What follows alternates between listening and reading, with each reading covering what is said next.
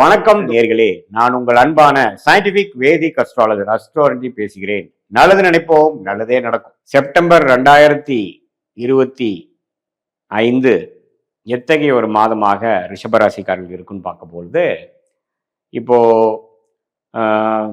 ரிஷபராசியோட அதிபதியாகிய சுக்கிரனே பார்த்தீங்கன்னா 3ஆம் இடத்திலிருந்து 4ஆம் இடத்துக்கு செப்டம்பர் 15ஆம் தேதிக்கு மேலே மாறுகிறது. புதனும் சூரியனும் பார்த்தீங்கன்னா செப்டம்பர் 15க்கு அப்புறம் செகண்ட் ஹாஃப்ல 4ஆம் இடத்துல இருந்து 5ஆம் இடத்துக்கு மாறுறார்.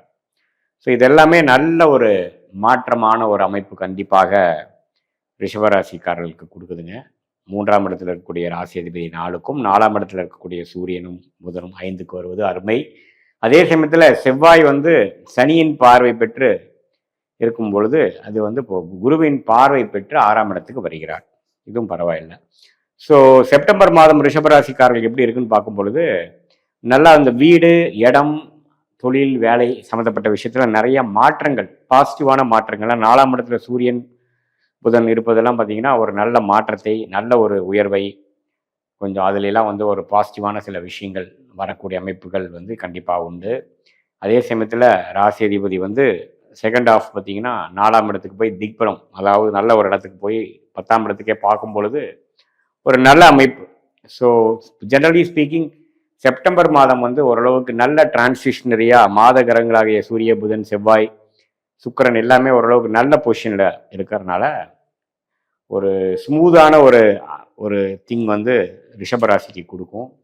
அது பார்த்தீங்கன்னா குறிப்பாக செகண்ட் ஹாஃப்ல குழந்தைகள் விஷயத்தில் கொஞ்சம் அக்கறை தேவைப்படும். ஏன்னா சனியின் பார்வை பெறுகிறார் புதனும் சூரியனும்.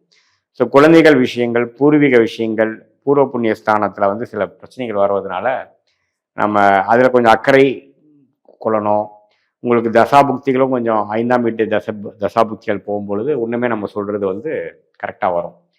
ஸோ 5ஆம் இடத்துல இருக்கக்கூடிய அந்த அமைப்பு சனி சூரியன் பார்க்கும் பொழுது கொஞ்சம் செகண்ட் ஹாஃபில் குழந்தைகளுக்காக கொஞ்சம் மெனக்கெடுவது அது மாதிரி விஷயங்கள் வருமே ஒழிய, பட் செவ்வாய் மாறி 6ஆம் இடத்துக்கு குரு பார்வை பெறுவது அந்த குடும்பத்தில் இருக்கக்கூடிய விஷயத்துல இதுவரை கொஞ்சம் பிரச்சனையாக, கருத்து வேறுபாடாக இருந்தது கொஞ்சம் பரவாயில்லையாமல் இருக்கும். ஏன்னா குருவின் பார்வையில் செவ்வாய் வரும்பொழுது கொஞ்சம் பேட்சப் பண்ணக்கூடிய அமைப்புகள், கருத்து வேறுபாடுகள் குறைந்து கொஞ்சம் இணக்கமாகக்கூடிய அமைப்புகள்லாம் குடும்பத்தில் மனைவியாக இருந்தால் கணவன், கணவனாக இருந்தால் மனைவி, அது மாதிரி விஷயத்துல கொஞ்சம் எதிர்பார்க்கலாம்.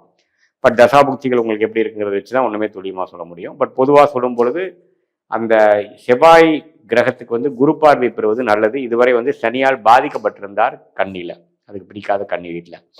ஸோ குழந்தைகள் விஷயத்துல அக்கறை வேணும். அவங்களுக்காக ஹையர் ஸ்டடீஸ்க்கு சேர்த்துருக்காக பணம் லோன் வாங்கி அவங்கள ஏதோ வெளிநாடு அது மாதிரி அனுப்புறது, அது மாதிரி விஷயங்கள், அவங்களுக்கு ஏதோ ஒன்று அமைச்சு கொடுக்கறது, பிஸ்னஸ் அது மாதிரி, அதுல எல்லாம் கொஞ்சம் மெனக்கட வேண்டியதாக இருக்கும். உடம்பு உபாதைகள் சம்மந்தப்பட்ட விஷயத்துலையும் நம்ம கொஞ்சம் சப்போர்ட் பண்ண வேண்டியதாக இருக்கும். அப்படிதான் இருக்கு. மற்றபடி பார்த்தீங்கன்னா 11ஆம் இடத்துலயே சனி இருக்கிறது ரிஷபராசிக்காரர்களுக்கு அருமையான ஒரு அமைப்பு. கடந்த 5 மாசமாவே கொஞ்சம் சனியின் சப்போர்ட் ரொம்ப நல்லா இருக்கு ரிஷபராசிக்கு. குரு 2ஆம் இடத்துல இருந்து தனலாபங்கள், பணப்புழக்கத்தை அதிகப்படுத்தி நல்லாவே ஓரளவுக்கு பண்ணிட்டு இருக்கார். 8ஆம் வீட்டை குரு பார்க்கறதுனால கொஞ்சம் வெளி மாநிலம், வெளிநாடு அது மாதிரி போகக்கூடிய அமைப்பு சட்டுன்னு நமக்கு சம்டைம்ஸ் கிடைக்கக்கூடிய அமைப்புகள் உண்டு. ஸோ நல்லாவே இருக்கக்கூடிய அமைப்புகள். அதாவது ஒரு பக்கம் ஃபினான்ஷியல் விஷயங்கள், தொழில், வேலை கொஞ்சம் டெவலப்மெண்ட் இருக்கும். அதே சமயத்தில் உறவுகள் சம்மந்தப்பட்ட விஷயத்தில், அது கணவனாக இருந்தால் மனைவி, மனைவியாக இருந்தால் கணவன், கூட பிறந்தவங்க, அதே சமயத்தில் குழந்தைகள், பெற்றோர்கள், அது மாதிரி விஷயத்துக்காக கொஞ்சம் மெனக்கெடுதல், அவங்களுக்கு கொஞ்சம் பார்த்துக்கிறது, அவங்களுக்காக நம்ம செலவு பண்ணுறது, ஹாஸ்பிட்டல் செலவு, மற்ற சப்போர்ட்லாம் பண்ணக்கூடிய அமைப்புகள் ரிஷபராசிக்காரர்களுக்கு கண்டிப்பாக ஒரு மாதிரியாக காட்டக்கூடிய அமைப்புகள் உண்டு. இது பார்த்தீங்கன்னா சீனியர் சிட்டிசனாக இருக்கிறவங்களுக்குலாம் கொஞ்சம் குழந்தைங்களுக்கு அவங்களுக்கு வேணுங்கிற சொத்து பண்ணி கொடுக்கறது, அதுலாம் கொஞ்சம் சிரத்தையாக கொஞ்சம் மெனக்கெடுதலாக இருக்கக்கூடிய அமைப்புகள் இருக்கக்கூடிய அமைப்பு இருக்குது. மாணவர்களுக்கு பார்த்தீங்கன்னா ஓரளவுக்கு நல்லா படிக்கிற அமைப்பு வந்தாலும் அப்பப்போ டிஸ்ட்ராக்ஷன், சனியின் பார்வை சூரியனோட சேர்ந்து பாவத்துவமாக வரும்பொழுது கொஞ்சம் டிஸ்ட்ராக்ஷன், வயசுக்கேற்ற அந்த டிஸ்ட்ராக்ஷன்லாம் கொடுக்கக்கூடிய அமைப்பு இருக்குது. அதனால் செப்டம்பர் மாதம் கொஞ்சம் குறிப்பாக செகண்ட் ஹாஃபில் பார்த்தீங்கன்னா ரிஷபராசிக்காரர்களோட இருக்கக்கூடிய மாணவர்கள் கொஞ்சம் நேர்த்தியாக, இன்னும் கொஞ்சம் ஹார்ட் ஒர்க் பண்ணி, இன்னும் கொஞ்சம் கான்சென்ட்ரேட் பண்ணி நீங்கள் படித்தாதான் கொஞ்சம் நல்லாவே படிக்கக்கூடிய அமைப்புகள் உண்டு. ஸோ மற்றபடி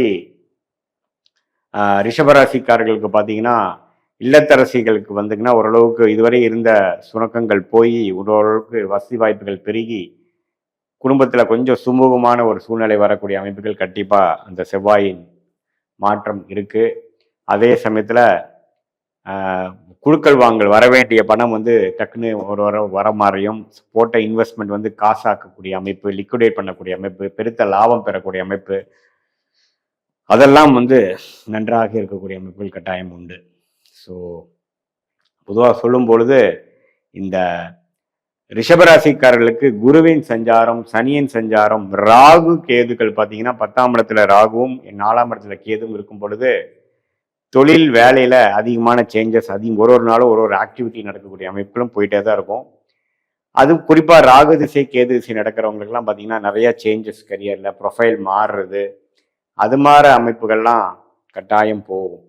ஸோ இது மாதிரி ரிஷபராசிக்காரர்களுக்கு ஆண்டு கிரகத்தின் சஞ்சாரமும் மாத கிரகத்தின் சஞ்சாரமும் இருக்கும் பொழுது குரு பாருங்க 8ஆம் இடத்தை பார்க்குறார், 6ஆம் இடத்தை பார்க்குறார், அப்புறம் 10ஆம் இடத்தை பார்க்குறார்.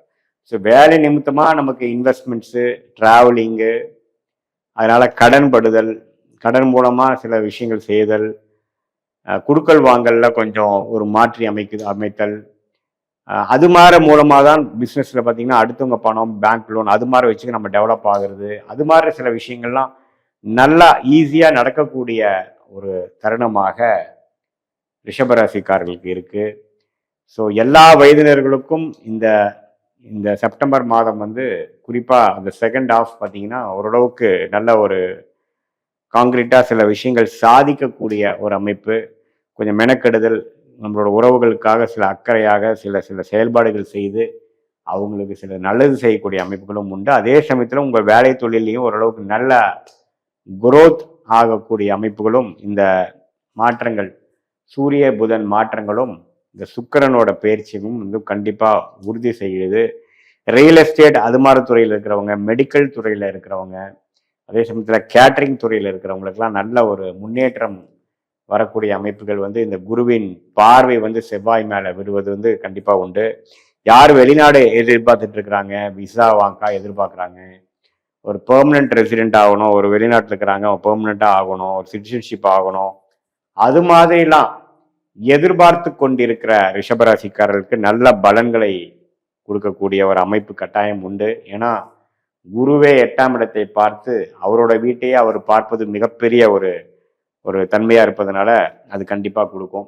ஸோ ஓவராலாக பல விஷயங்கள் சாதகமாகவும் சில விஷயங்கள்ல வந்து நீங்கள் அக்கறையுடனும் கவனத்துடனும் இருக்க வேண்டிய ஒரு மாதமாக செப்டம்பர் 2025 ரிஷபராசிக்காரர்களுக்கு வருகிறது. இதுவரை பார்த்தது வந்து ஒரு பொதுவான பலன்களை தவிர உங்களுடைய ஜென்ம ஜாதகத்துல எந்த தசாபுக்திகள் போய் கொண்டிருக்கிறது, எந்த லக்னத்துல பிறந்தீங்க, அந்த லக்னாதிபதி எப்படி இருக்குது, திக்பலம் எப்படி இருக்குது, ஸ்தானபலம் எப்படி இருக்கு, திருக்பலம் எப்படி இருக்கு, அந்த லக்னத்துக்கு ஏற்றவாறு ஒரு சாதகமான தசாபுக்திகள் போய்கொண்டிருக்கிறதா அல்லது வரக்கூடாத தசாபுக்திகள் போய்கொண்டிருக்கிறதா, புக்திநாதன் எப்படி இருக்கிறார், புக்திநாதனுக்கும் தசநாதனுக்கும் உள்ள தொடர்பு என்ன, 6-8 காம்பினேஷன்ல இருக்கா அல்லது கேந்திரத்துல இருக்கா, தசநாதனும் புக்திநாதனும் கேந்திரத்துல இருக்கா, அது தசநாதனுக்கு 12ஆம் இடத்துல புக்திநாதன் இருக்காரா, இதெல்லாம் வைத்துதான் துல்லியமான பலன்கள் வந்து நாம் இப்ப பேசின அந்த கோச்சார் அமைப்பு, குரு பயிற்சி, சனி பயிற்சி, ராகு பயிற்சி, அப்புறம் மாத கிரகத்தின் பயிற்சி, செப்டம்பர் மாத பலன் பார்த்தோம் இல்லைங்களா, அந்த பயிற்சி பலனையும் இப்ப நாம பார்க்கக்கூடிய அந்த துல்லியமான தசாபுக்திகளும் உங்களுடைய பிறந்த தேதி, பிறந்த நேரம், பிறந்த ஊரை வைத்து நம்ம சேர்த்து வைத்து பார்க்கும் பொழுது இன்னுமே நெக்ஸ்ட் வரக்கூடிய காலகட்டம், அடுத்து வரக்கூடிய ஷார்ட் டேர்ம் 3 மாதம் 6 மாதம் எப்படி இருக்க போகிறது, அடுத்து வரக்கூடிய 2 வருடம் 4 வருடம் 6 வருடம் எப்படி இருக்க போகிறது, அடுத்து வரக்கூடிய தசாபுக்திகள் எப்படி இருக்கு, இப்போ கேட்கக்கூடிய கேள்விக்கு என்ன பதில் கொடுக்குது, சாதகமான ரிசல்ட்ஸ் எதிர்பார்க்கலாமா அல்லது கொஞ்சம் டிலே இன் அவுட்கம் எதிர்பார்க்கலாமா அல்லது உடனே நல்ல விஷயங்கள் நடக்கக்கூடியதாக இருக்குதுங்கிறது எதிர்பார்க்கலாமாங்கிறது உங்களுடைய ஜென்ம ஜாதகத்தை துல்லியமாக ஆராய்ந்து இப்போ நம்ம பேசின அந்த பெயர்ச்சி பலனையும் கோச்சார பலனையும் சேர்த்து வைத்து பார்க்கும் பொழுது துல்லியமான பலன்களை எடுத்து அது மூலமாக நீங்க வாழ்க்கை முடிவுகளை எடுத்து இந்த சயின்டிபிக் வேதிக் அஸ்ட்ராலஜி முறை மூலமாக நல்ல ஒரு பலனை நீங்கள் அனுபவித்து வெற்றி பெற முடியும் என்று இந்த வீடியோவில் கேட்டுக்கொள்கிறேன். மீண்டும் மற்றொரு காணொளியில் சந்திப்போம். நன்றி, வணக்கம்.